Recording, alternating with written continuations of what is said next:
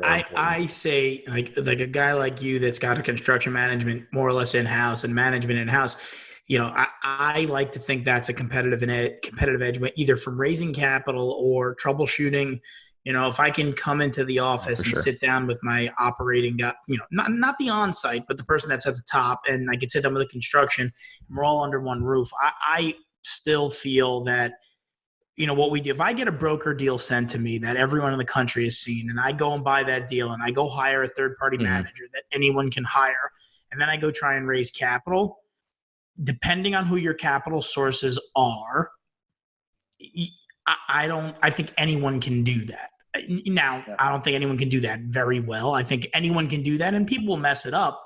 But I say it in the office all the time, guys, if you want a competitive advantage to go raise blank, 100, 200, $300 million, you got to bring something to the table that other groups aren't. Maybe it's an off-market deal. Maybe it's a management style that nobody's doing. Maybe it's a contractor that can get washer and dryers hooked up for 1,500, not 3,500. But those are things that I say, if you brought that to the table, you're basically,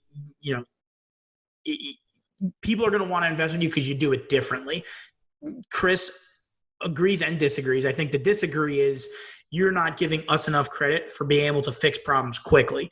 And that may be the case. I just feel that, we weren't the only ones that would have been able to do that. But if we have a product or something that nobody has, I feel like that is a more competitive advantage. But other than that, I think there's definitely a place for the asset managers when making all the decisions. I heard a prior podcast from you, John, where you talked about hitting if you give somebody a screw and a hammer, they can get that screw into the piece of the wood. Well, that's kind of like a property manager. A property manager, they're given a situation and they have a hammer. And so they're going to solve everything with that hammer. Whereas the asset manager has a whole different skill set of tools available to them. And so I think the asset manager absolutely plays a very valuable role, particularly like times like right now, like I'm the asset manager on our deals. I'm looking at all these different SBA loans, these different financial instruments we can use to make sure that our properties come out of this thing in the best possible light. I also work with all the lenders and all the forbearance and stuff like that you can get. Property managers aren't typically going to do that. They'll do some of that, but they're not going to have a lot of expertise in it. Their expertise is keeping people and keeping your units full. And so I think that's kind of where the asset managers come in. And I think when you bring them both together, you can really solve a lot of problems. And that's why people like to have it all in-house, because it's, when you can bounce ideas off of a manager in real time and you're solving problems, that's when the magic really happens.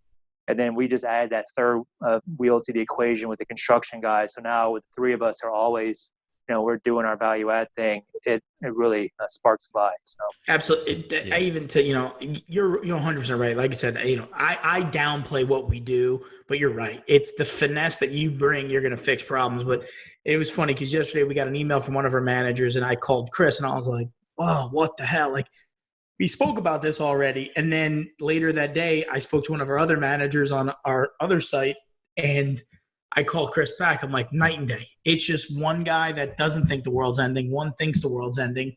And they're taking two totally different approaches to this. And it's like times like that it's like, I wish I could instill more like the company. This is what we're going to do. And this is our plan B.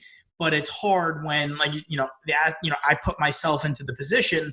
But if we were all here or we all jumped on a Zoom call because we can't, be in person, but we could say, let's knock this out now and address the email, as opposed to I read the email, I call Chris, we call this person, I call Don, what do you want to do here? Then we call them back. It's like, I want to get this out by 4. It's like, yeah, I get that.